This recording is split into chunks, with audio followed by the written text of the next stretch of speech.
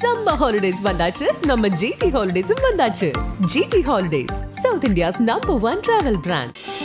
ஆச்சி badam drink. ஆச்சி badam drink ஒன்னு வாங்கினா ஒன்னு ஃப்ரீ. டாக்டர் ஸ்ரீவர்மா ஆயுள் தரும் ஆயுர்வேதா அறுவை சிகிச்சை இல்லா குணம் ஆயுள் கால நிவாரணம். ஐபிசி தமிழ் நேயர்களுக்கு வணக்கம். இன்றைய நேர்காணலில் நம்மோடு இணைந்திருக்கிறார் தமிழக பாஜகவின் துணைத் தலைவர் நாராயணன் அவர்கள். வணக்கம் சார். வணக்கம். அண்மையில் இந்த சி ஓட்டர்ஸினுடைய அந்த கருத்து கணிப்பு வெளியே இருந்தது. அடுத்த முதல்வராக யார் வரணும்னு விருப்பப்படுறீங்க அப்படிங்கிற கேள்விக்கு கிட்டத்தட்ட 27% மக்கள் மீண்டும் முதல்வராக இருக்கக்கூடிய ஸ்டாலின் தான் வரணும் அப்படின்னு சொல்லியிருக்காங்க. இல்லை, நான் பெரும்பாலும் இந்த மாதிரியான கருத்து கணிப்பில் நம்ம பதில் சொல்வதோ கருத்து சொல்வதே நான் ஏற்பதே இல்லை. ஏனென்று சொன்னால் இப்பொழுது அதற்கான தேவை ஏன் வந்தது, எதை முன்னிறுத்தி இது போன்ற கேள்விகள் கேட்கப்படுகின்றன என்பதெல்லாம் எதுலேயுமே தெளிவில்லை. அதனால் என்னை பொறுத்தவரையில் இது ஒரு பரபரப்புக்காக இன்று இருக்கக்கூடிய பல்வேறு பிரச்சனைகளை மறைத்து ஒரு பரபரப்பை உண்டாக்குவதற்காக தமிழ்நாட்டில் குறிப்பாக சில ஊடகங்களால் செய்யப்படுகிற ஒரு விளையாட்டு என்று தான் நான் நினைக்கிறேன். அதனால் அதில் கருத்து சொல்ல எதுவுமே இல்லை. இல்லை, ஒட்டுமொத்தமாக பார்த்தீங்கன்னா தமிழ்நாட்டில் இந்த சி ஓட்டர்ஸ் ஏற்கனவே பல்வேறு காலகட்டங்களை எடுத்திருக்காங்க. அப்போதும் தமிழ்நாட்டு மக்களுடைய மனநிலையை பிரதிபலிச்சிருக்கிறாங்க. அது நாடாளுமன்ற தேர்தலாக இருக்கட்டும் அல்லது சட்டமன்ற தேர்தலாக இருக்கட்டும், ஒட்டுமொத்தமாக இந்தியாவிலையும் அதே மாதிரி கருத்து கணிப்பில் அவங்க வெளியிட்டு தான் இருக்காங்க. அப்போ இது உண்மையை பிரதிபலிக்கிற மாதிரிலாம் இருக்குது. அதான், தேவையில்லாத நேரத்தில் தேவையில்லாத விஷயத்தை செய்வதற்கெல்லாம் கருத்து சொல்வதில்லை என்று தெளிவாக சொல்கிறேன். உங்களுக்கு புரியலன்னு நினைக்கிறேன். இல்லை, இப்போ 4வது இடத்துல அண்ணாமலையை வச்சுட்டாங்க. 4வது இடத்துல அவர் இருக்கிறாரு. 9% தான் அவரை விரும்புறாங்க அப்படிங்கறக்காக இந்த மாதிரியான அதில் சீமானத்தனை தெரியுமா? சீமானுங்கிற அந்த கேட்டகரியிலே இல்லை, அதர்ஸ்ல வச்சுட்டாங்கன்னு நினைக்கிறேன். அது சீமான ஒரு கேள்வி கேட்டுரு. நான் நீங்கள் இந்த கேள்வி கேட்பீங்கன்னு நான் நினைக்கல. சீமானு கேட்குறேன், நான் 8% ஓட்டு வாங்குறேன், நான் இல்லவே இல்லையான்னு கேட்குறாரு. அப்படின்னா நான் இல்லாதே நீ பண்ணேன்னு எப்படி அது செல்லுபடியாகனு கேட்குறேன். நான் சீமானுக்கு ஆதரவாக பேசுகிறேன். அவர் சொல்வதில் இருக்கக்கூடிய உண்மை நீ 2% சொல்லணுமா இல்லையா, 1% சொல்லணுமா இல்லையா? அப்போது இது வேண்டும் என்று திட்டமிட்ட ரீதியில் யாருக்காகவோ புகுத்தப்படுகிற ஒரு விஷயமாகத்தான் நான் பார்க்கிறேனே தவிர இதில் வேற ஒன்றும் இல்லை என்று நான் கருதுகிறேன். இல்லை, இப்போது நீங்கள் சொல்கிறீங்களே வேற யாருக்கோ புகுத்த பார்க்குறான்னு, யார் விஜய்க்காக அப்படி நான் ஃபிக்ஸ் பண்ண இல்லை சங்கர். நான் இதில் கருத்து சொல்வதற்கே ஒன்றும் இல்லைன்னு சொல்லி இது 5வது கேள்வியாக நீங்கள் கேட்பது என்பது அவ்வளவு சரியல்ல என்று நான் கருதுகிறேன். சிறிதளவும் இன்றைக்கு இருக்கக்கூடிய தமிழ்நாட்டினுடைய அரசியலுக்கோ அல்லது தமிழ்நாட்டினுடைய வாழ்க்கை நடைமுறைக்கோ அவசியமே இல்லாத ஒரு விவகாரம் யார் அடுத்த முதலமைச்சர் அப்படின்னு அதுக்கு நீங்கள் 6வது கேள்வியாக கேட்டு மறுபடியும் அதையே நீங்கள் பேசுவதே, நான் எப்படி உங்களை மனதில் நினைத்து சொல்லவில்லை, எப்படி சில ஊடகங்களை சொன்னோம்னா அதில் நீங்களும் சேர்கிறீர்கள் தான். அந்த பரபரப்புக்காக எதையாவது பேசி கொண்டிருக்க வேண்டும். நாட்டில் நடக்கக்கூடிய சட்ட ஒழுங்கு சீர்கேடு, நாட்டில் நடக்கக்கூடிய மிகப்பெரிய லஞ்சம், ஊழல், பெண்கள் மீதான வன்முறை, பாலியல் கொடுமைகள், இதை பற்றியெல்லாம் பேசாமல் அடுத்த முதல்வர் உங்களுக்கு இப்போ என்ன பிரச்சனை, அதுதான் நம்ம கேட்கிற கேள்வி. 7வதாக திருப்பி அதையே கேட்டீங்கனாலும் அதான் நான் சொல்கிறேன். இல்லை, இப்போது நாட்டு பிரச்சனைன்னு நீங்கள் சொல்கிறீங்களே, இப்போ நாட்டு பிரச்சனையாக எல்லாராலும் பேசப்படுது என்னென்னா, ரிசர்வ் வங்கியினுடைய அந்த புதிய அறிவிப்பு, சேவை கட்டணம் உயர்த்தியிருக்காங்க. ஏற்கனவே 21 ரூபா இருந்தது, இப்போ 23 ரூபா சார்ஜ் பண்ணப்படும் மே மாதத்தில். 21 ரூபா எப்போ இருந்துச்சு, இப்போ 23 ரூபா மாற்றுறாங்கன்றதை பார்க்கணும். 2வது, டிமானிட்டைசேஷனுக்கு பிறகு ஏடிஎம்களை பயன்படுத்துவதே குறைந்து போயிருக்கிறது. ஏனென்று சொன்னால் இன்றைக்கி ஒரு 10 ரூபாய்க்கு டீ அறிந்தினால் கூட அல்லது ஒரு காய்கறி கடைக்கு சென்றால் கூட 10 ரூபாயிலிருந்து 5 ரூபாயிலிருந்து எத்தனை லட்சம் வேண்டுமானாலும் நாம் டிஜிட்டலாக ஃபோன்பேலையோ கூகுள் பேலையோ நாம் மாற்றிக்கொள்ள முடிகிறது. அதனால் டெக்னிக்கலாக நாம் பார்க்க வேண்டும் என்று சொன்னால் தொழில்நுட்ப அடிப்படையில் இந்த பயன்படுத்துபவர்களுடைய எண்ணிக்கையே குறைந்திருக்கிறது. அதைத்தான் திரு ப. சிதம்பரம் அவர்கள் தொடர்ந்து சொல்லி வந்திருக்கிறார். பாருங்கள், ஏன் குறைந்து விட்டதுன்னு கேட்குறாரு. குறைந்து போனதை நீங்கள் பேசுகிறது சரியில்லைன்னு நான் நினைக்கிறேன். ஏனென்று சொன்னால் ஒரு காலத்தில் ஏடிஎம்கள் அதிக அளவில் தேவைப்பட்டது. இன்றைக்கி ஏடிஎம்களுடைய எண்ணிக்கை குறைந்து வருகிறது. காரணம் என்னவென்றால் மக்களுடைய பயன்பாடு ஏடிஎம்களை பயன்படுத்துவது குறைகிறது. ஏன் குறைகிறது அப்படின்னு சொன்னால் டிஜிட்டல் டிரான்சாக்ஷன் அதிகமாகிறது. யாரும் போய் இப்போ ஒரு காலத்தில் இருந்த மாதிரி இப்போ நீங்கள் கூட பார்க்கலாம், ஏடிஎம்களில் அதிகமான ஒரு வரிசையில் நின்று பணத்தை செலுத்துவதோ எடுப்பதோ இப்போது குறைந்து போயிருக்கிறது. காரணம் என்னவென்றால் டிஜிட்டல் டிரான்சாக்ஷன். இன்றைக்கி எல்லாருமே அதான் செய்கிறாங்க. அப்போது அதனுடைய இப்போ உதாரணத்திற்கு 100 பேர் பயன்படுத்தக்கூடிய ஒரு விஷயம், அங்கே ஒரு 10,000 ரூபாய் செலவாகுதுன்னு சொன்னால் அதுக்கு தகுந்த மாதிரி கட்டணம் விதிப்பாங்க. இன்றைக்கி 50 பேர் தான் பயன்படுத்துகிறான்னு சொன்னால் கட்டணம் ஏறத்தான் செய்யும். இல்லை, நீங்கள் சொல்கிறக்கூடிய கருத்துப்படி பார்த்தா பாஜகவினர் பயன்படுத்தாமல் இருக்கலாம், நான் பயன்படுத்தாமல் இருக்கலாம், நாராயணன் பயன்படுத்தாமல் இருக்கலாம். நான் என்ன கேட்குறேன், சாமானிய மக்கள் பயன்படுத்தணும்ல. முதல்ல நான் என்ன சொன்னேன்றதை புரிஞ்சுங்க. எல்லாரும் நானும் தான் வீட்டுக்கு காய்கறி வாங்க, நான் தான் போய் காய்கறி வாங்குறேன், புரிஞ்சுங்க.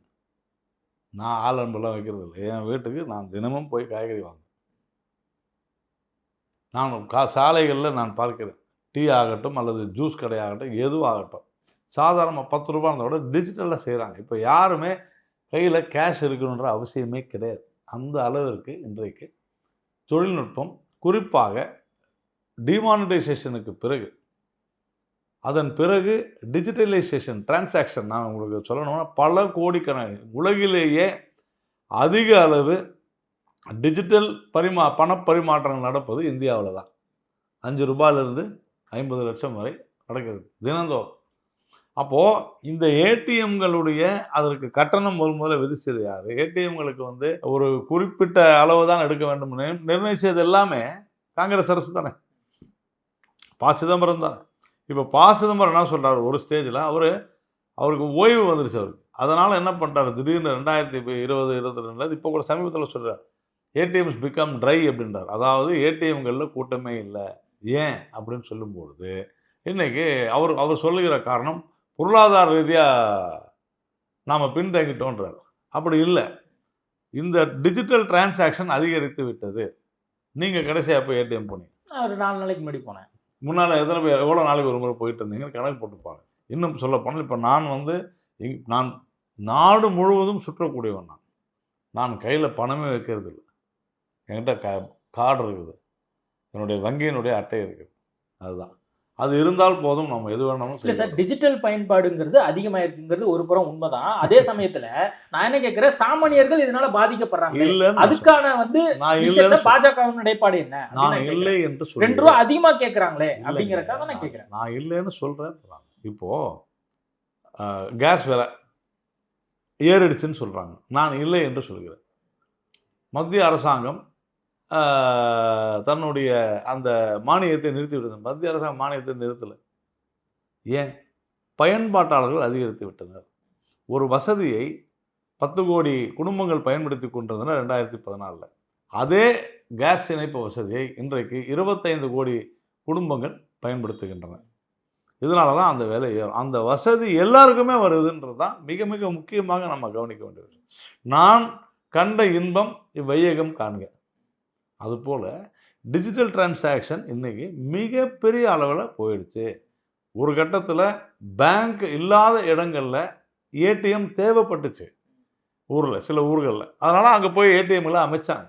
அப்போது ஏடிஎம்களில் க்யூ நின்றாங்க. இன்றைக்கி ஏடிஎம்களில் க்யூ நிற்கலைன்னா யாரும் அதை பயன்படுத்தலை தானே அர்த்தம். அப்போ நீங்கள் அந்த வசதி அவர்களுக்கு யாரெல்லாம் இப்பொழுது ஏடிஎம்களை பயன்படுத்தி பணத்தை வங்கியிலிருந்து எடுக்கிறார்களோ அவர்களையும் நாம் கட்டுப்படுத்தத்தான் வேண்டும். ஏனென்று சொன்னால் டிஜிட்டல் டிரான்சாக்ஷன் தான் கருப்பு பணத்தை ஒழிக்கும். அதே மாதிரி எல்லாமே கணக்கில் வரும். இதுதான் சிஸ்டமே. டிஜிட்டைசேஷன் ஆஃப் மணியை கணக்கு ஒரு நாம் செய்யக்கூடியதுக்கு கணக்கு வேண்டும் என்பதற்காக தான். இப்பொழுது கிட்டத்தட்ட ஒரு 70 விழுக்காடு அதை நாம் அடைந்து விட்டோம். நீங்கள் 2016க்கு முன்னால் ஏடிஎம்களை பயன்படுத்தியுள்ள எண்ணிக்கை, 2016க்கு பின்னால் ஏடிஎம்களை பயன்படுத்தியுள்ள எண்ணிக்கை பார்த்தீங்கன்னா அதைத்தான் சொல்லிடுறோம். இல்லை சார், என்னோட அக்கௌண்ட்டில் 100 ரூபா இருக்குது சார், அதை எடுக்கிறதுக்கு நீங்கள் எக்ஸ்ட்ரா சார்ஜ் போடுறீங்க. என்ன புரியாது பேசுறீங்க? ஏழைகள்லாம் பாதிக்கப்படுறாங்க. பாருங்க, ஏடிஎம்கள் இல்லை, ஏழைகளுக்காக பாஜக பேசுறீங்க சார். கொஞ்சம் இருங்க சார், ஏன் உங்களுக்கு இவ்வளோ டென்ஷன்? ஏடிஎம்கள் பயன் தந்தனவா இல்லையா? ஏடிஎம் பயன்பாட்டு ஒரு நிமிஷம், ஏடிஎம் பயன் கொடுத்து சார். உங்களோட பிரச்சனை என்ன தெரியுமா? கேள்வி கேட்டால் நான் மட்டும்தான் பதில் சொல்ல, நீங்கள் பதில் சொல்ல மாட்டேங்கிறது இல்லை. ஏடிஎம்கள் பயன்பட்டனவா இல்லையா? பயன்பட்டுச்சு. ஏன் ஏடிஎம்க்கு மக்கள் நான் 20 ரூபாய் கொடுக்குறேன்னு சொன்னேன், 18 ரூபாய் கொடுக்குறேன்னு? இல்ல, அது கட்டாயமா திணிக்கப்பட்டது. நான் சொல்றேன், ரிசர்வ் வங்கியினால திணிக்கப்பட்டது. சட்டம் அந்த மாதிரி சொல்லுச்சு. அதனால அவங்க விட்டு கொடுத்தது ஆகணும், வேற வழி இல்லை. இல்ல, தவறா பேசுறீங்க. வங்கி இருக்குது, ஒரு பேங்க் இருக்குது. இல்லையா? அதாவது நான் சொல்றது ஏழைகளுக்கு இந்த ரூல்ஸ் எல்லாம் சங்கர், வந்து உங்களுக்கு ஒண்ணும் புரியாது. புரியாது சார். இல்ல, நீங்க இல்ல, சொல்றீங்க, அவன் கேக்குறான், உங்களுக்கு அவன் வந்து அந்த 18 ரூபா லாஸ் பண்றான் சார், 20 ரூபா லாஸ் நான் பண்றான். ரூல்ஸா பேசுறேன். நான் உங்களே ஒரு உதாரணமா இருக்கு. பேங்க் இருக்குது இல்லையா, நீங்க ஒரு வங்கியில கணக்கு வச்சிருக்கீங்க. அந்த அக்கௌண்ட் வச்சிருக்கிற வங்கியில போய் நீங்க கேஷ் டிராப் பண்ண வேண்டியது தானே, ஏன் ஏடிஎம்க்கு போறீங்க? அதுக்கான சார்ஜ்னு ஒண்ணு வந்து ஒரு நிமிஷம், நம்ம வந்து பே பண்றோம். நான் என்ன கேக்குறேன், ஏடிஎம்க்கான பே வந்து நான் நம்ம தமிழ்ல பண்றோம். தானே சார் பேசுறேன், உங்களுக்கு புரியலையா? ஏன் வங்கியில நீங்க வித்ட்ரா பண்ணாது ஏடிஎம்ல வித்ட்ரா ஈஸி டிரான்சாக்ஷனுக்காக கரெக்டா? இருந்த இடத்துல கரெக்டா? எடுத்துக்கலாம். அப்போ கூடுதல் சேவை யாரு? வங்கி கொடுக்குது. அவங்க இல்லாத ஒரு ஏடிஎம் அதை உருவாக்குவதற்கு பல லட்சக்கணக்கான ரூபாய், ஒரு இடம் வாடகைக்கு பிடிக்கணும், அது வாடகை கொடுக்கணும், அட்வான்ஸ் கொடுக்கணும், அது ஏடிஎம் மிஷினை கொண்டு வந்து வைக்கணும், அதை பராமரிக்க ஒரு 4 பேரை போடணும், அதை பாதுகாக்க ஒரு செக்யூரிட்டி, இவ்வளவும் அதில் எக்ஸ்பென்ஸ் இருக்குது. நல்லா புரிஞ்சுங்க. அப்போது அதை எப்படி வந்து மீட் அவுட் பண்ணுவாங்க, எப்படி கொடுப்பாங்க? ஒரு மாதத்திற்கு இந்த ஏடிஎம்மில் இத்தனை 100 பேர் வந்தாங்கன்னா இந்த செலவையெல்லாம் அது மூலமாக சமாளிக்கலாம். அது ஒரு தொழில்நுட்பம். அப்போ முடிஞ்சிச்சு. 15 ரூபா 500 பேர் வந்தாங்க, முடிஞ்சிச்சு. இப்போது டவுன் த லைன் நம்ம இந்த 6-7 வருஷம் பார்த்தீங்கன்னா முழுக்க டிஜிட்டலைசேஷன் ஆஃப் டிரான்சாக்ஷன் வந்துருச்சு. அடுத்த தொழில்நுட்பத்துக்கு நம்ம தாவறோம். நீங்கள் இப்போது அதை வந்து ஏன் நீங்கள் ஏடிஎம்க்கு சார்ஜ் பண்ணு கேட்க முடியாது. ஏன்னா இன்றைக்கி அந்த டிஜிட்டலைசேஷன் மூலமாக ஏடிஎம்ஐ பயன்படுத்துபவர்கள் குறைந்து விட்டார்கள். நீங்கள் நம்புவீங்களோ மாட்டீங்களோ? நீங்கள் நம்ப மாட்டீங்க, இருந்தாலும் சொல்கிறேன். என்னுடைய வாழ்நாளில் நான் இதுவரையில் ஏடிஎம்மில் போய் டிரான்சாக்ஷன் பண்ணதே இல்லை. அண்டர்ஸ்டாண்ட்? அப்போது இன்றைக்கி அது வந்து ஒவ்வொருத்தர் மாறுபடும். ஏன்னா நான் வந்து உங்களுக்கு தெரியும், நான் ஒரு நிறுவனம் நடத்துகிறேன். நான் வந்து அதனால் எனக்கு வந்து கேஷு வரும், அதனால் செலவு பண்ணுறோம். இல்லைன்னா கிரெடிட் கார்டு இருக்குது, மற்ற கார்டு இருக்குது, அது வேறு. ஆனால் இன்றைக்கி காய்கறி, கோயம்பேட்டுக்கு காய்கறி வாங்க செல்பவர்கள் கூட அவர்கள் வந்து ஜிபே தான் கொடுக்குறாங்க. ஒரு இளநீர் 25 ரூபாய்க்கு. இப்போ நீங்களும் உட்காந்து இடத்துல போய் எதிரில் போய் பாருங்கள், இளநீர் 25 ரூபாய்க்கு பண்ணுறோம். பஞ்சர் போடுறவங்க, ஸ்கூட்டருக்கோ இல்லை காருக்கோ போடுறவங்க, அவங்க யாரும் கேஷாக வாங்குறதில்ல, என்ன கூகுள் பே பண்ணுங்கன்னு சொல்கிறாங்க. இதெல்லாம் சாதனை சார். இதை போற்ற வேண்டும், இதை பாராட்ட வேண்டும். அதை விட்டு கொஞ்சம் கூட புரிதல் இல்லாமல் நான் வந்து உங்களுக்கு பொருளாதாரத்தையும் எக்ஸ்பிளைன் பண்றேன். இல்லைன்ற நான் இது ஏடிஎம்ல இருந்து டிஜிட்டலைசேஷன் போனதுனால ஏடிஎம்முக்காக 20 ரூபாய் இவர் போட்டார் பாருங்க, 18 ரூபாய் போட்டார்ல முதல்ல, அந்த காஸ்ட் மிச்சம் தானே ஆச்சு. சரி சார், ஓகே ரைட். இப்போ மக்கள் பாக்குறாங்க, உங்களுக்கு புரியுதா இல்லையா? மக்கள் பாக்குறாங்க, உங்களுக்கு புரியுதா இல்லையா? நான் சொல்றது நல்லா புரிஞ்சுங்க. ஒரு 2018-19க்கு முன்னால ஏடிஎம்களில் பணம் எடுத்து, அப்பயும் ரெஸ்ட்ரிக்ஷன் இருந்துச்சு. 5 தடவைன்றது 7 முறையாக இருந்திருக்கும். அப்போது அவங்க எவ்வளவு ஏடிஎம்களுக்காக அந்த கட்டணத்தை செலுத்தினார்களோ அதன் பிறகு என்னாச்சு, அவர்களுடைய ஏடிஎம்களில் போய் பணம் எடுக்கக்கூடிய அந்த கட்டணம் அவர்களுக்கு மிச்சமாகிவிட்டது. ஏன்னா டிஜிட்டல் பேமெண்ட் வந்து டிஜிட்டலாக வருது, டிஜிட்டலாக கொடுக்குறாங்க. கேஷாக கொடுக்க வேண்டியதில் டிஜிட்டலாக கொடுக்குறாங்க. அப்போது ஏடிஎம்கள்லேருந்து அடுத்த கட்டமான டிஜிட்டலைசேஷனுக்கு, டிரான்சாக்ஷனுக்கு நம்ம போனதுன்னு சொல்கிறது, அது ஒரு வகையில் மிச்சம். இப்போ ஏடிஎம்களால் மிச்சம் தான் இருக்குதே தவிர அதிகமாகவில்லை என்பது என்னுடைய கருத்து. ஓகே, இன்னொரு முக்கியமான விஷயம் என்னென்னா, ஆர்எஸ்எஸ்னுடைய அந்த நிகழ்வுக்கு மோடி அவர்கள் கிட்டத்தட்ட பிரதமரான பின்பாக முதல் முறையாக பங்கேற்றிருக்கிறாரு. என்ன காரணம்? திடீர்னு வந்து ஒரு பாசம் வந்திருக்கு ஆர்எஸ்எஸ் மேலே. ஒரு தாய் வீட்டுக்கு வந்து செல்வதை இதெல்லாம் ஒரு கேள்வியா? இல்லை, ஏதோ மாற்றிடலாம் போகிறாங்க, இவர் வந்து ரொம்ப நாளாக இருந்துகிட்டே இருக்காரு, அதான் சொல்கிறேன். அதன் காரணமாக ஏதோ வந்து இந்தியாவில் ஒரு ஆட்சி நல்லா நடந்துகிட்டு இருந்துச்சுன்னா அது பிடிக்காது. அதே மாதிரி சில தமிழ்நாடு மாதிரி சில ஆட்சியில் மிக மோசமான சட்ட ஒழுங்கு சீர்கேடு நடந்ததுதான் அதுவும் பிடிக்காது. அப்போ என்ன பண்ணுவாங்க? இப்போ எப்படி முதல்ல ஒரு கேள்வி கேட்டிங்களோ, முதல்ல என்ன கேள்வி கேட்டீங்க? யார் அடுத்த முதல்வர் சர்வே? நீங்கள் அந்த மாதிரி தான் இதுவும். எங்களுடைய தாய் வீட்டிற்கு நாங்கள் செல்வது குறித்து உங்கள்கிட்ட நாங்கள் ஏன் பேசணும், அதை ஏன் விவாதிக்க வேண்டும்? நீங்க யார் அது கேட்கறது? You are nobody.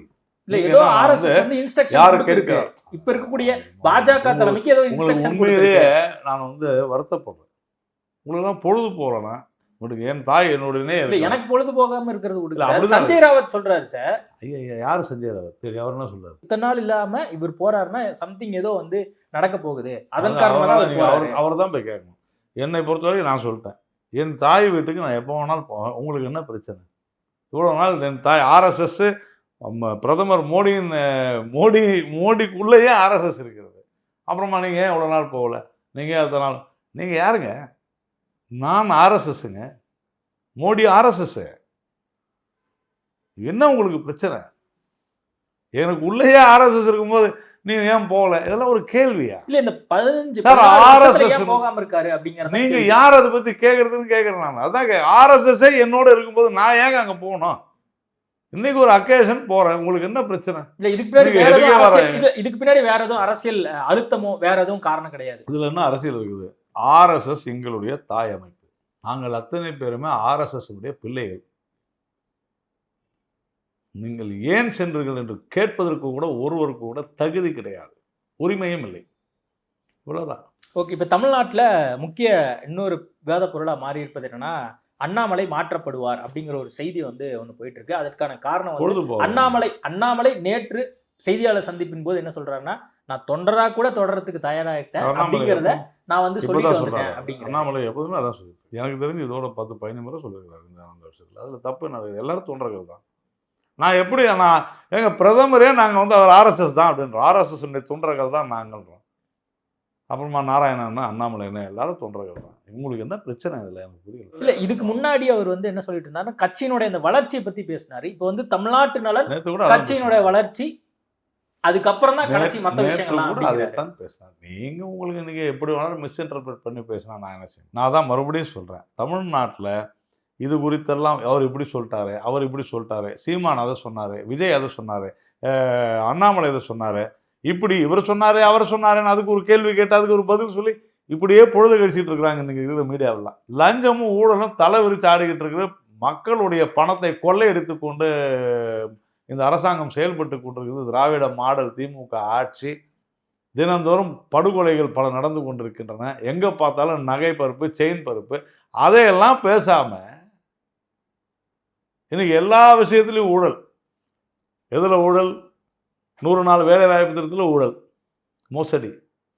அனைவருக்கும் வீடு திட்டத்தில் ஊழல், மோசடி. விவசாயிகளுடைய கௌரவ நிதி திட்டத்தில் ஊழல், போலி பயனாளிகள், மோசடி. அனைவருக்கும் குடிநீர் திட்டத்தில் ஊழல், மோசடி.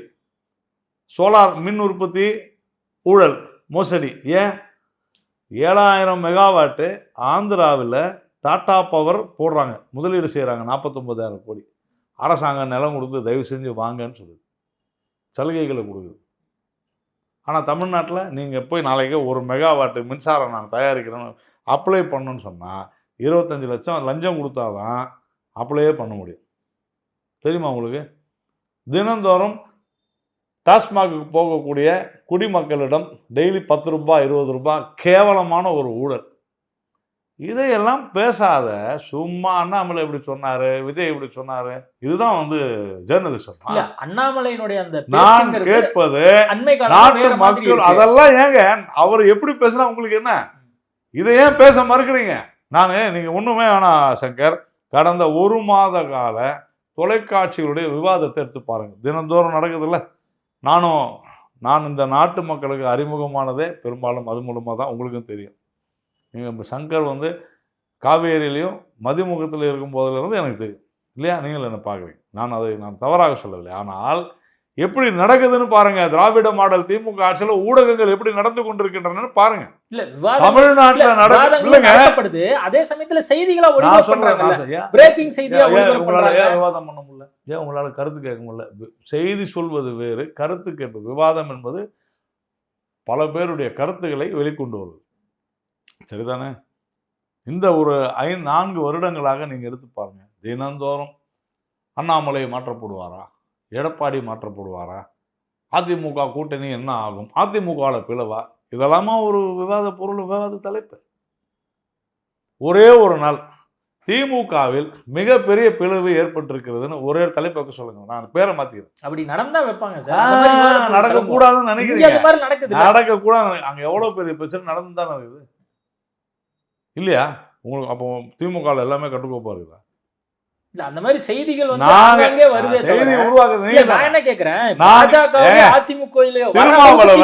திருமாவளவன் அவர்கள் நாக்கை பிடிக்கிக் கொள்கிற மாதிரி திமுகவை கேட்டாரா இல்லையா? கம்யூனிஸ்ட் சிபிஎம் இப்போ தலைவர் சண்முகம் இதை விட கேவலமா திமுக பேச முடியுமா? பேசுறாங்க.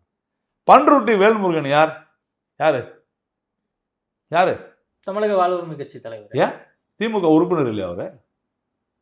இல்ல அவர் தனியா திமுக திமுக சட்டமன்ற உறுப்பினரா இல்லையா அவரு? அவர் அந்த சிம்பிள்ல நின்னாரு. நான் கேக்குறதுக்கு அவர் அந்த சிம்பிள்ல நின்னாரு. அதனால திராவிட முன்னேற்ற கழகத்தினர் சட்டம் தெரியுமா? ஆயிடுவாரா? கோர்ட்ல போய் சொல்லுங்க. ரவிக்குமார் ஒருத்தர் இருக்காரு தெரியுமா? யாரு? விடுதலை சிறுத்தைகளுடைய அவர் போன முறை பாராளுமன்றத்தில் எங்க நின்றாரு தெரியுமா? எந்த சின்னத்துல நின்னாரு? கோர்ட்ல போய் என்ன சொன்னாரு தெரியுமா? கேஸ் போட்டாங்க. இவர் எப்படிங்க வந்து உதயசூரியன் சின்னத்துல திமுக உறுப்பினர், அதே மாதிரி விடுதலை சிறுத்தைகள் போஸ்ட்ல இருக்காருன்னு தெரியுமா உங்களுக்கு? கோர்ட்ல என்ன எழுதி கொடுத்தாரு தெரியுமா? தெரியுமா இல்லையா? சொன்னாரு சார். தெரியும். என்ன சொன்னாரு?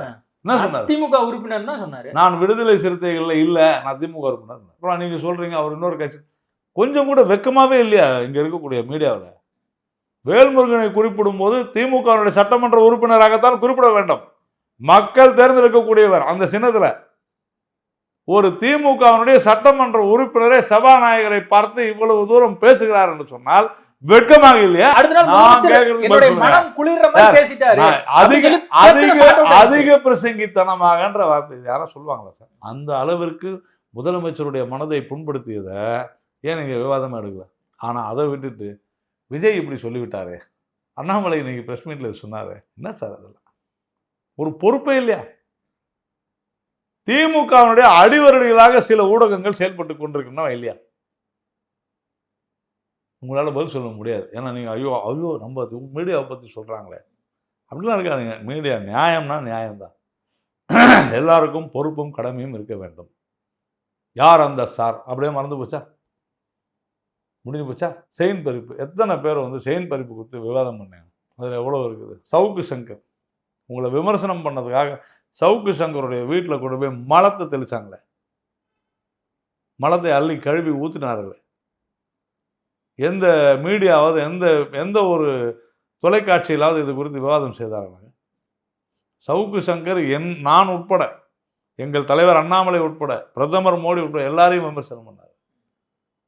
ஆனால் இதுதான் முறையா? விவாதம் நடந்தது. சவுக்கு சங்கர் போய் பேசாதீங்க. இல்ல சார், நான் எடுத்து காட்ட முடியும். புதிய தலைமுறையில விவாதம் பண்ணாங்க. ஆனால் திரு விஜய் என்ன பேசினார்ன்றது 5 நாள் விவாதம் பண்ணுங்க. அதுதான் கேட்குறேன். உடனே நீங்க நான் எடுத்து காமிக்கிற சாம்பிள் என்ன சார்? அது எத்தனை ஜேர்னலிஸ்ட் சவுக்கு சங்கருக்காக போராடலாம்? அங்கங்கே அவங்க சோசியல் மீடியால பதிவெல்லாம் இட்டாங்க. அது தவறு அப்படிங்கிறத கண்டனம் பண்ணியிருக்காங்க. ஊடக விவாதத்தில் கண்டனம் பண்ணியிருக்காங்க. அதுதான் எங்கள் தலைவர் சொன்னா பார்த்து அப்படின்னு சொன்னா கோவப்படுறீங்க. வேலையை பாருங்க சார். அதாவது ஆளுங்கட்சிக்கு ஆதரவாக இருப்பதில் கூட தவறு இல்லை. ஆனால் ஆளுங்கட்சிக்கு அடிவருடித்தனமாக இருப்பது தவறு. இல்ல அதான் அப்படி இருந்தா மக்களே வந்து பாப்பாங்க. ஆனா நீங்க வந்து எப்படி வந்து பாஜக தமிழ்நாட்டுல புறக்கணிச்சுட்டே இருக்காங்களோ, இவ்வளவு மக்கள் பிரச்சனையை பேசியும் சீமானையும் பாஜகவையும் புறக்கணிச்சுட்டே இருக்காங்கல்ல. திமுக அதிமுக தான் ஆதரவு அளிக்கிறாங்க. மக்கள் காங்கிரஸை புறக்கணித்து விட்டார்கள். ஒத்துப்பீங்களா? சட்டமன்ற உறுப்பினர்கள் இருக்காங்கல்ல. பிஜேபி இல்லையா? இருக்காங்க. அப்புறம் காங்கிரஸை புறக்கணிச்சதா இல்லையா? மக்கள் மதிமுகவை புறக்கணித்திருக்கிறாரா இல்லையா? மக்கள் விசிகாவை புறக்கணித்திருக்கிறாரா இல்லையா? மக்கள் கம்யூனிஸ்டுகளை புறக்கணித்திருக்கிறதா இல்லையா? பதில் சொல்ல மாட்டீங்க. இங்க திமுகவும் அதிமுகவும் தான் பெரிய கட்சின்னு எல்லாருக்குமே தெரியும். இன்னும் பிஜேபியை புறக்கணிச்சிட்டாங்க. வேற எந்த கட்சி இங்க இருக்கு? இந்த 4 வருஷம் ஆட்சியில இவ்வளவு பிரச்சனை நடக்குது சார். இருந்தாலும் சீவற்றனுடைய கருத்து கணிப்புல முதல்வர் ஆக மீண்டும் இவர் தான் வருவாருன்னு சொல்றாங்க. ஈரோடு கிழக்குல வந்து மீண்டும் திமுக வெற்றி பெறுது. அப்ப இது எல்லாமே எதை காட்டுதுன்னு நான் கேட்கிறேன். எதிரில் யாருன்னு இருந்தாங்க? சீமான் இருந்தாரு. அவ்வளவுதான். அப்ப அந்த சீமானையா நீங்க கொண்டு வரல? அதான் கேட்கிறேன். அப்ப இதுல இருந்து பொய்ன்னு தெரியுதா? மற்ற யாருமே நிக்கல. நான் தான் ஜெயிச்சேன். ரன்னிங் ரேஸ்ல ஒரு ஆளா ஓடுறேன், நான் தான் ஜெயிச்சேன்னு சொன்னா அதெல்லாம் நாங்க கேட்டுக்கணுமா? இதெல்லாம் ஒரு பேச்சா? இதெல்லாம் ஒரு கேள்வியா? நான் கேட்பது ஒன்றுதான். தெளிவாக ஒரு விஷயம் கேட்கணும். திராவிட முன்னேற்ற கழகத்தை ஏன் சொம்பு தூக்கணும்? ஏன் மிரட்டப்படுகிறீர்களா? யார் சொம்பு தூக்குறா? எல்லாருமே யார் தூக்கல? இன்று நடக்கக்கூடிய மிகப்பெரிய அட்டூழியங்கள், லஞ்ச லாவண்யங்கள், ஊழல், படுகொலைகள், இதையெல்லாம் உங்களால் ஏன் பெரிய அளவில் எடுத்து 1-2 ஊடகங்களை தவிர மற்ற ஊடகங்கள் யாரும் பேசுவதே கிடையாது. நான் சொல்றேங்க, இப்போ நான் சொல்றேங்க, ஒரு ரிப்போர்ட்டர், செய்தியாளர், முதல் முறையாக சங்கர்கிட்ட சொல்றேன், ஒரு செய்தியாளர் ஆளுங்கட்சியால் நடத்தப்படுகிற ஒரு முக்கியமான ஊடக சம்பந்தப்பட்ட ஒரு நிறுவனத்தால் மிரட்டப்படுகிறார் தமிழ்நாட்டில். ஒரு நேஷனல் சேனலினுடைய ரிப்போர்ட், இப்படியெல்லாம் செய்தி போடக்கூடாது, இப்படியெல்லாம் பேசக்கூடாது அப்படின்னு. தெரியுமா? தமிழ்நாட்டில் இது நடக்குதா? ஆமாம். அப்புறம் வேற எங்கே நடக்குது? இங்கே நடக்கலையா? செய்தியாளர்கள் தாக்கப்படவே இல்லையா? இங்கே தாக்கப்படவே இல்லை. என்ன பேசுறீங்க நீங்கள்? பாசிசத்தினுடைய உச்சக்கட்டத்தில் திராவிட முன்னேற்ற கழக ஆட்சி இருக்குது, திராவிட மாடல் ஆட்சி. இல்லைன்னு மறுக்க முடியுமா உங்களால்? மறுக்கிறீங்களா நீங்கள்? எங்கும் ஊழல், எதிலும் ஊழல், எப்போதும் ஊழல், என்றும் ஊழல். இதுதான் திராவிட மாடல் ஆட்சி. அதை பேசுவதற்கு உங்களால் முடியவில்லை. என்ன காரணம் என்று எனக்கு தெரியவில்லை. நான் உங்களால் உங்களை சொல்ல, பொதுவாக தமிழ்நாட்டில் இருக்கக்கூடியவங்களை சொல்ல. அதை விட்டுட்டு நீங்கள் ஏன் உங்களுக்கு வந்து மக்கள் என்ன புறக்கணிச்சிட்டாங்க? திமுக அண்ணா திமுக தான் பெரிய கட்சி, வேற யாரும் வந்து மக்கள் அப்போ எல்லாருமே புறக்கணிச்சிட்டாங்களா? கம்யூனிஸ்ட்டை புறக்கணிச்சிட்டாங்க. ஒத்துங்க. ஏன் உங்களுக்கு அது சொல்கிறதுக்கு வாய் வர மாட்டேங்குது? தமிழ்நாட்டில் 3வது பெரிய கட்சி, எல்லா கிராமங்களிலும் கிளை இருக்கக்கூடிய ஒரு கட்சி பாரதிய ஜனதா கட்சி. அதை புரிஞ்சுங்க. இல்ல அப்ப தமிழ்நாட்டுல இப்போ பாரதிய ஜனதா கட்சி இல்ல, தமிழ்நாட்டுல அப்ப பாரதிய ஜனதா கட்சி தனிச்சு போட்டிடுமா? அண்ணாமலை முன்னாடி சொல்லிட்டு இருந்தாருல. நான் உங்களுக்கு என்ன பிரச்சனை? அதனால நான் உங்கள்கிட்ட வந்து நான் தனிச்சு போட்டியிட போறேன்னு சொன்னா, இல்லை இப்போ கூட்டணி தான் வச்சிருக்கிறோன்னு சொன்னோமா? தேர்தலுக்கு இன்னும் 1 வருஷம் இருக்குது. உங்களுக்கு என்ன பிரச்சனை? இப்போ புரியுதா உங்களுக்கு என்ன பிரச்சனைன்ட்டு? சுற்றி நீங்கள் எங்கே வரீங்கன்னு புரியுதா சார்? எப்படி சார் இந்த கொலைகள்லாம் தடுத்து நிறுத்தலாம் சார்? எப்படி சார் இந்த பிரச்சனைகள், ஊழல்லாம், அதெல்லாம் கேட்க மாட்டேங்கிறீங்களே. நான் வந்து கரடியாக கத்திக்கிட்டு இருக்கிறேன் 6 மாசமா. 1 மெகாவாட்டு மின் உற்பத்திக்கு 25 லட்சம் லஞ்சம் வாங்குறாங்கன்னு யாராவது ஒரு ஆள் செந்தில் பாலாஜிட்ட கேட்டிங்களா? உங்களுக்கு முதல்ல இன்டர்வியூ கொடுப்பாங்களா? சங்கருக்கு நான் தைரியம் இருக்குதான் பார்க்குறேன், போய் கேளுங்க. ஓகே, அதான் தமிழ்நாட்டு பிரச்சனை எத்தனையோ இருக்கு, அதெல்லாம் விட்டுட்டு நீங்க வந்து தலைவர் மாற்றப்படுவாரா அப்படிங்கறதெல்லாம் நீங்க வந்து கேக்குறீங்க. அவசியம் இல்லாத கேக்குறீங்க. எங்க கட்சியில் நாங்க என்ன இல்ல வெளிப்படையா வந்து உங்களுடைய அந்த நிர்வாகம் சார்ந்திருக்கக்கூடிய விஷயமா இருக்கட்டும், அது மட்டும் இல்லாம அடுத்த தலைவர் யாருங்க எல்லாமே விவாத பொருளா மாறிச்சு. எல்லா தலைவரும் கூடிய விரைவில் நீங்க பார்க்க தானே போறீங்கன்னு சொன்னாங்கல்ல. யார் விவாத பொருளா யார் மாத்தினாங்க? நாங்க மாத்தினோம். பிரஸ் மீட்ல நீங்க சொல்றது, அதே மாதிரி ஊடகங்கள் கிளப்புறது எல்லாமே சேர்த்து தான் நாங்க மாத்தினோமா? நாங்க எதனா பேச பிரஸ் மீட்ல நாங்க சொன்னோமா? எங்க கட்சியை சேர்ந்த யாராவது சொன்னாங்களா? எங்களுடைய கட்சியினுடைய உட்கட்சி தேர்தல் நடந்துட்டு இருக்கு அப்படின்னு சொல்லி தொடர்ந்து சொல்லிட்டே இருந்தீங்க. அப்ப அடுத்த தலைவர் யார் வரப்போறாங்க? வரும்போது உங்களுக்கு சொல்லுவோம். உங்களுக்கு என்ன பிரச்சனை? நாங்க தானே சொன்னோம் எந்தெந்த மாவட்டத்துல யார் யார் வந்தாங்கன்னு பிரஸ் நோட்டு கொடுத்தோமா இல்லையா? மாவட்டம் மட்டும் இல்லை, அந்தந்த பகுதிக்கான தலைவர்கள் கூட நாங்கள் பிரஸ் நோட்டு கொடுத்துருக்கோம். அந்த மாதிரி பிரஸ் நோட்டு கொடுப்போம். உங்களுக்கு என்ன பிரச்சனை? இப்போ வரும்போது வாங்கிக்கோங்க. இல்ல இப்ப தமிழ்நாட்டினுடைய மாநில நீங்க தான் முடிவு பண்ணலாம் என் கட்சி தலைவர் யாருன்னு. இல்ல சார், தமிழ்நாட்டினுடைய மாநில தலைவரா அண்ணாமலை தொடர போறாரா இல்ல வந்து பொன் ராதாகிருஷ்ணன் நியமிக்கப்பட போறாரு அப்படின்னு ஒரு செய்தி வருது. செய்தி யார் கொடுக்குறது? பொழுது போகாத யாராவது செய்தி கொடுத்தா அதுக்கெல்லாம் வேணா பதில் சொல்ல முடியும். இல்ல நான் கூட சொல்லுவேன், ஐபிசி சேனல் நாளையோட மூட போறாங்கன்னு சொல்லுவேன். ஒத்துப்பீங்களா? நான் சொல்ல மாட்டேன். ஒத்துப்பீங்களா? இதெல்லாம் ஒரு பேச்சாங்க. நான் என்ன சொல்ல, தவறான விஷயம்ன்ற நான் யாரோ சொல்லுவது செய்தியா போடுறதெல்லாம் தவறு. சில சேனல்ல நான் பார்த்துருக்கிறேன், ஒரு தமிழ்நாட்டினுடைய அதாவது தமிழ்னு சொல்லிக்கிட்டே இங்கிலீஷ்ல பேர் வச்சிருக்கிற ஒரு சேனல் உயிரோடு இருக்கிறவங்களே செத்து போட்டு தான் சொல்லியிருக்கிறாங்க. அது ஒரு செய்தியாங்க, எடுத்து பாருங்க. கனகான்னு ஒரு நடிகர் இருக்கிறாங்க தெரியுமா? அவங்க செத்து போட்டு தான் சொன்னாங்க. மறுநாள் வந்து ஐயோ தெரியாத சொல்லிட்டு. இதெல்லாம் ஒரு செய்தி, இதெல்லாம் வரும். ஏன் போயிட்டு செய்தி? அதனால தான் சொல்கிறேன், இந்த மாதிரி செய்தியெல்லாம் கேட்டு இதுக்கெல்லாம் பதில் சொல்லணுன்ற அவசியம் இல்லைன்ற நான் தினந்தோறும் சங்கர் நாங்கள் உங்களுக்கு நான் எடுத்து காமிக்கட்டுமா? ஒரு 100 பொய் செய்தியை காமிக்கட்டுமா? மீடியாவில் வர பொய் செய்தி. ஜல்லிக்கட்டு பிரச்சனை வரும்போது வழக்கு தொடர்ந்தார் மேனகா காந்தின்னு போடுறாங்க. யார் மீது? மத்திய அரசு மீது. போட முடியுமா? முடியாது சார். ஒரு மத்திய அமைச்சரால் வழக்கு தொடுக்க முடியாது. ஆனால் நியூஸ் வருது. பரபரப்புக்காக எதை வேணாலும் செய்யலாம். நியூஸை கிரியேட் பண்ணாதீங்க, நியூஸை டெலிவர் பண்ணுங்க. Media has to deliver the news. Okay, நான் புரிஞ்சுக்கிட்டேன். Media should not create the news. Okay, நான் புரிஞ்சுக்கிட்டேன். இப்போ நான் இறுதியாக எப்போ வந்து தலைவர் வந்து நியமிப்பதற்கான வாய்ப்புகள் இருக்கு? இந்தியா முழுவதிலுமே ஒரு சில மாநிலங்களில் தான் தலைவர்கள் தேர்ந்தெடுக்கப்பட்டிருக்கிறார்கள். சமீபத்தில் கேரளாவில் எங்களுடைய ராஜீவ் சந்திரசேகர் அவர்கள், முன்னாள் மத்திய அமைச்சர், தலைவராக கடந்த வாரம் தேர்ந்தெடுக்கப்பட்டார். அந்த மாதிரி எல்லா மாநிலங்களும் நடக்கும், தமிழ்நாட்டிலையும் நடக்கும். இல்லை, அதான் ஏப்ரல் மாதத்தில் அது நம்ம உங்களுக்கு என்னங்க பிரச்சனை? நாங்களே அது பெருசாக நினைக்கல, நீங்கள் ஏங்க அதை போய் பெருசாக அதான் எப்போ நியமிக்கப்படுகிறாரோ அப்போ உங்களுக்கு தகவல் வரும். அவ்வளோதானே. எங்களுக்குன்னு சில சிஸ்டம் இருக்குது, அந்த சிஸ்டம் படி தான் நடக்கும். ஓகே, இப்போ டெல்லியில் வந்து பார்த்தீங்கன்னா அதிமுகவை சேர்ந்த எடப்பாடி பழனிசாமி, எஸ்பி வேலுமணி, செங்கோட்டையன் கூட வந்து பாஜகவை சேர்ந்திருக்கக்கூடிய தலைவர்களை பார்க்குறாங்க. அது மட்டும் இல்லாமல் மத்திய அமைச்சரை பார்த்துருக்காங்க. என்ன காரணம்? நீங்கள் இந்த அருமையான ஒரு செய்தி இப்போ கேட்டீங்க. நீங்கள் அப்படி பார்க்குறீங்க. அதிமுகவை சேர்ந்த எடப்பாடி பழனிசாமி அவர்கள் பாஜகவை சேர்ந்தவர்களை பார்த்தார்கள். நான் என்ன சொல்கிறேன், தமிழகத்தினுடைய எதிர்க்கட்சி தலைவர் இந்தியாவினுடைய உள்துறை அமைச்சரை சந்தித்தார். இதான செய்தி. இல்லை, அதுக்கப்புறம் அண்ணாமலை மீட் பண்ணும்போது இன்னும் அரசியல் தமிழகத்தினுடைய மாநில தலைவர் ரயில்வே அமைச்சரை சந்தித்து பேசினார், உள்துறை அமைச்சரை சந்தித்து பேசினார். தமிழகத்தினுடைய சட்ட ஒழுங்கு குறித்தும் தமிழகத்தில் நிலவிக் கொண்டிருக்கக்கூடிய மிக மோசமான அராஜகங்கள் குறித்தும் உள்துறை அமைச்சரிடமும், தமிழகத்தினுடைய ரயில்வே துறை குறித்து ரயில்வே துறை அமைச்சரிடம் பேசினார். இதில் உங்களுக்கு என்ன பிரச்சனை? இல்லை, நீங்கள் சொல்கிறத நான் ஏற்றுக்கிறேன். அதே சமயத்தில் அமித்ஷா அண்மையில் ஒரு நிகழ்ச்சியில் வந்து என்ன சொல்கிறாரு, கூட்டணி சம்பந்தமாக நாங்கள் பேச ஆரம்பிச்சிட்டோம், உரிய நேரத்தில் அறிவிப்போம் அப்படின்னு சொல்லி அமித்ஷா சொல்கிறாரு. எல்லாரும் பேசிட்டோம், அதில் என்ன இருக்குது? பேசிட்டோம், அதில் என்ன இருக்குது? உரிய நேரத்தில் அறிவிப்போம், கரெக்டு தான்.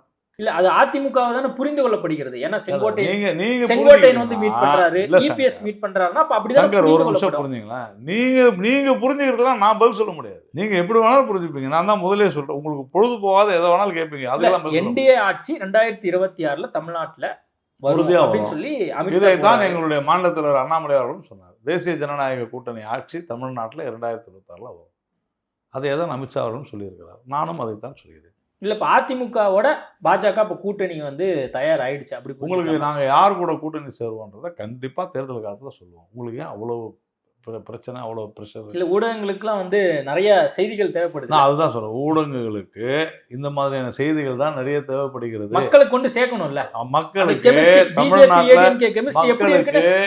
மக்களுக்கு தமிழ்நாட்டில் நிலவக்கூடிய சட்ட ஒழுங்கு சீர்கேடுகளை, தமிழ்நாட்டு திராவிட மாடல் திமுக அரசின் ஊழல்களை, தமிழக மக்களை வஞ்சிக்கும் திராவிட முன்னேற்ற கழகத்தினுடைய நிர்வாகத்தை, கல்வித்துறையில், தொழில்துறையில், விவசாயத்துறையில், எல்லா துறைகளிலும் பரவி கிடக்கின்ற ஊழலில் ஊறி திளைத்திருக் கொண்டிருக்கிற திராவிட முன்னேற்ற கழகத்தினுடைய மோசமான செயல்பாடுகளை கொண்டு போய் சேருங்கள். இந்த கட்சியினுடைய தலைவர் யாரு, அவர் இப்படி சொல்லிட்டாரு, இவர் இப்படி சொல்லிட்டாரு, இதெல்லாம் தேவையே இல்லை. எதுக்கு அதெல்லாம்?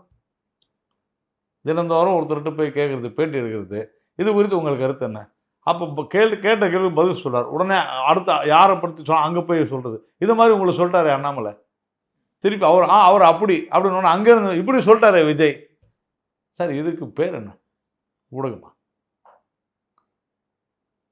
மக்களுக்கு நல்லது செய்யுங்க சார், எங்களை மாதிரி. ஓகே சார், நிறைய விஷயங்கள் குறித்து பேசியிருக்கோம். நேர்காணல் கொடுத்ததுக்கு மிக்க நன்றி. சம்மர் ஹாலிடேஸ் வந்தாச்சு, நம்ம ஜிடி ஹாலிடேஸும் வந்தாச்சு. GT holidays, south India's #1 travel brand. Aachi badam drink. ஆச்சி பாதாம் ட்ரிங்க் ஒன்னு வாங்கினா ஒன்னு ஃப்ரீ. டாக்டர் ஸ்ரீவர்மா ஆயுள் தரும் ஆயுர்வேதா, அறுவை சிகிச்சை இல்லா குணம், ஆயுள் கால நிவாரணம்.